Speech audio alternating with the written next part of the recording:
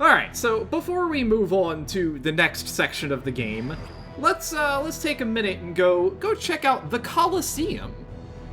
Since we've had that side quest sitting around for a while. Gotta love a good Colosseum.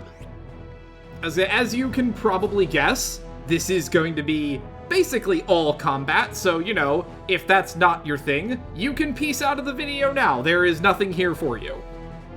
I want to feel like at about this point in time, like in when this game came out, there might conceivably have been people who wouldn't just immediately look at this and be like, oh, it's the Colosseum, and just immediately know the whole thing. My real-world timeline is a little bit fuzzy because, Jesus Christ, I'm old, but I'm pretty sure that at that point that was what the situation was. I think. So, given that we are coming at this at the end of the Alphard section, we are going to be horrendously overleveled to everything that we're about to fight, but, you know, whatever. That sounds like it's what this game deserves after the shit that it has thrown at us in the previous area. So, you know, it'll at least be a fun little romp, and, you know, we'll get to show off a bunch of finishers and animations that I don't know if all of them have been seen, because a lot of them, you know, end up in combat situations that get cut because, you know, it's like the 5th time that we're fighting the mosquitoes, so, you know, we'll get to see a bunch of stuff like that. There's something to be said for games being, like, deliberately unbalanced. Like, you set up a thing and it becomes really obvious sometimes that literally everything in the game serves this kind of game design purpose where it's there to provide the exact correct amount of challenge to the player. So, like, I'm a big fan of any time a game leans into going outside of that, which I don't think is what's happening here. I think this is all just, like, people fucking around and this is how it turned out. But this is kind of, like, retroactively in the spirit of what I guess has been most famously exemplified by Dark Souls, where the game is just complete horseshit, and the appropriate response is to build your own complete horseshit and break the game before the game breaks you. It's a noble endeavour in game design, and I support it. So, the way this works is that there is a series of tiers of fights, and we have to earn so many points at our current rank before we can unlock a quest that will get us to the next one. So, you know, it's standard stuff. You know, fab forest friends. Let's go beat up some fucking forest kids. Good times? Do we even get a unique track for any of this? Well, no, I guess not. Yeah, yes, actually, this is the guitar remix of Valedictoriology. Oh, it is different. I just heard the melody and my brain was like, you know, that's the same. The rest of these tier 1 fights will use the standard version, but this one has the sick remix. This specific one? Yes. Why? Great question. Okay.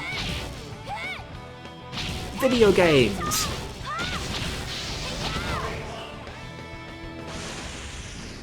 Something else that's also notable about the Colosseum is that, unlike basically everywhere else in the game, combat is treated as one continuous encounter. So even though we've technically finished that round, this is it's still the same fight. In fact, if you have actions queued up at the end of one fight, they will immediately start the next one by doing them. That's good. That's cool. Round 3, fight! I guess this means that, like, anything that gives you buffs becomes much better. It also maintains your meter in between fights, so, you know, you also get to use your cool spells much sooner. See, this is a thing that like just became a really good consequence of when JRPGs and games generally started like managing to seamlessly integrate everything together. I mean, I specifically remember going from Final Fantasy X to Final Fantasy XII, and it just being like, hang on a minute. I just used to instinctively disregard like the buff spells and like protect and all that. Although Final Fantasy, it's not like Final Fantasy X did a bad job of making you absolutely categorically need to have haste sometimes. It's just that it was really more about equipping the auto stuff. But then Final Fantasy XII happened, and it's like you cast like Haster and Protector once, and that becomes good for a while, and the encounter doesn't end. You just keep all your stuff. And like, as if by magic, all those spells just become amazing. The value in them is just better. It makes people's brains feel more good to use that stuff.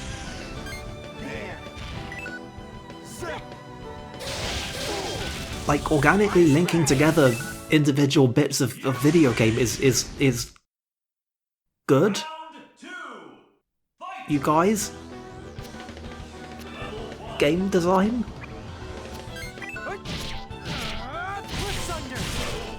There is one other important mechanic that we haven't really discussed because there's not really a good time or opportunity to do so, but you may occasionally notice that, like, Millie is the easiest example because hers are really easy to hit, but, like, sometimes when Millie attacks, like, you'll see a thing that pops up, like, EX, Reverse Knight, or whatever. That is this game's replacement for the poker system from the first game, I guess, is the best way to put it. They are specific combos of cards that you can use, and it will... They by default, they always do more damage. They usually have more hits, and sometimes they have specific buffs attached to them. Like, Millie's are very easy to do because they're like her first one, I think it's Reverse Knight, it's weak attack B, and then regular medium attack. And like, that's it, that's a combo. Can you like look these up in the game? Yes. As a matter of fact, one of the prizes that you can get from the Colosseum are the EX recipes. Huh. And, each character, there's a lot of them. Like, each character has, like, 30 or so. And they range from 2 attack cards to, like, Sagi has one that is specifically, it's weak attack, medium attack, strong attack, and then 4 specific finishers in a row. Cool. Normal. So, like, does everyone just always have these and the prize is getting to know what they are? Yes. That fucking sucks. That's bad. That's not how this should work. To be fair, you can't do them until you start unlocking the alternate attack cards, which, they said, we didn't even get our first one until, like, the first time we went to go see Quacerverus, so... Yeah. Like, this stuff can be balanced in a bunch of different ways. Like, it's not like... I am always too happy to, like, just immediately launch into, like, yeah, that's bad, and here's reasons why, and talk for, like, 5 minutes, and then say game design. So, you know, that's how I am. But, like, it's not like I don't get that these things can't be balanced in other ways. Like, we were just talking about Dark Souls earlier. That's a game that pretty much gets as close as you can to, like, gamifying this stuff. Where, like, you just... all this stuff is always technically available, and you just might happen across a thing that actually tells you about it. And they do that deliberately, and they design the whole game around it. Which can work. It's still a bit weird that you wind up in this kind of meta balance situation, kind of like replaying a puzzle game where you can't ever really reset that state. But you know, that's how they made it. It's only when you get games that do this kind of thing and aren't balanced around it, where like they design stuff that intends for you to know how to do things, and actually unlocking that stuff is like mishandled or out of the way or optional or missable or just not explained very well in the first place. Those are the bad times.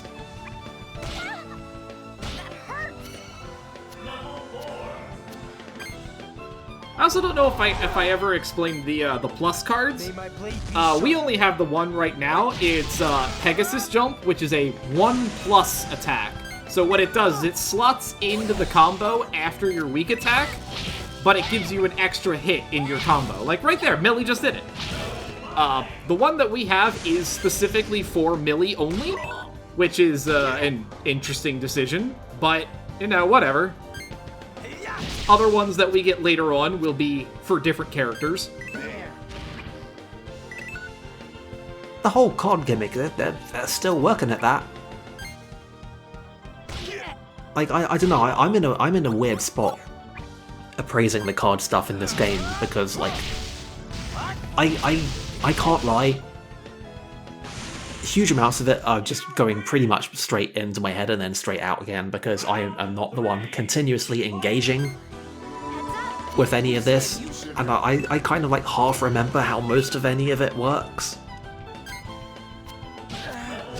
Sometimes I'm the one who's just running entirely on vibes.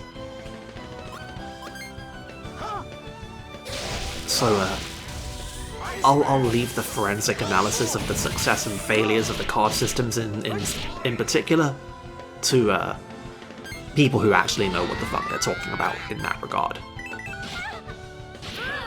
Like, I think one thing that should be pointed out is, like, yes, these card combos are a little weird and come with the thing, like, it's kind of like, well, it's weird that they're in there, but then they're not told to you and shit like that, but by the same token, in as much as this game is kind of hard, it's not that hard. Like, knowing how to do Millie's EX combos would not have made the Umbra fight against Bind any easier.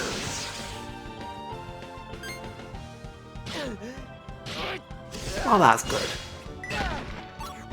I mean, not like that whole area wasn't, like, just totally independently full of game design crimes. But at least those weren't bound up in the particular nonsense of the cart system. Another foe vanquished. What a strange feeling.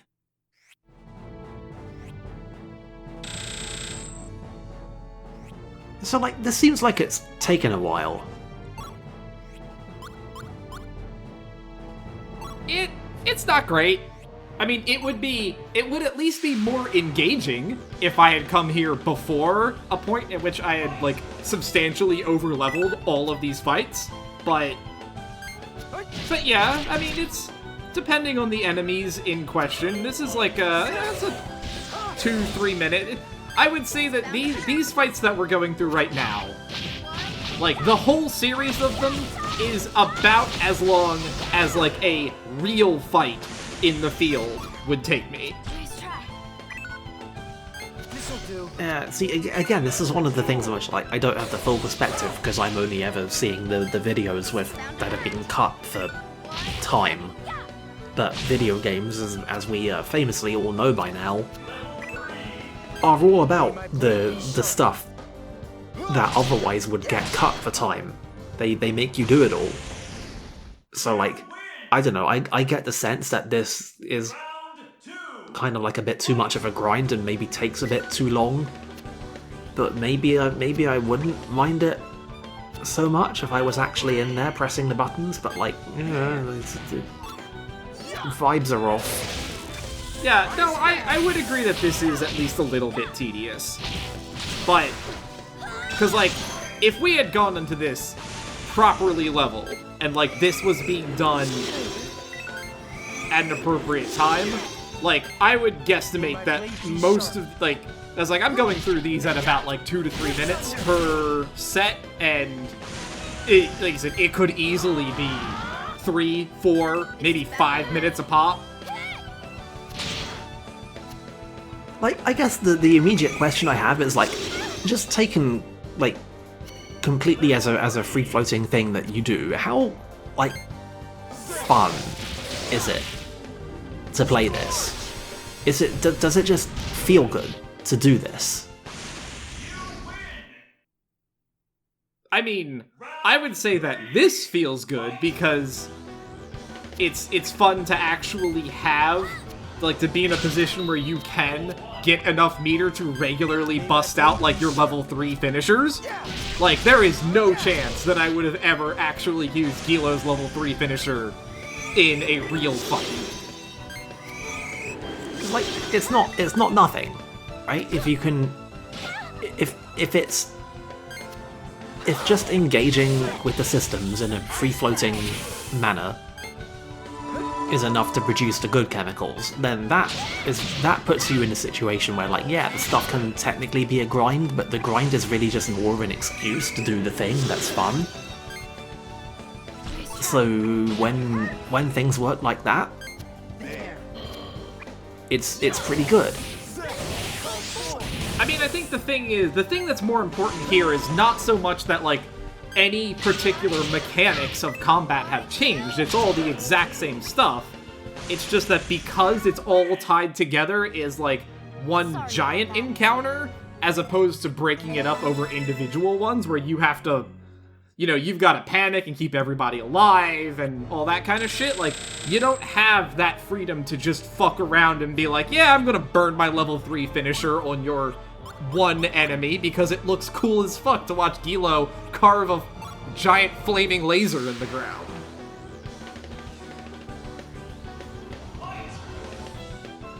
Yeah, you can definitely imagine this being the kind of early precursor for.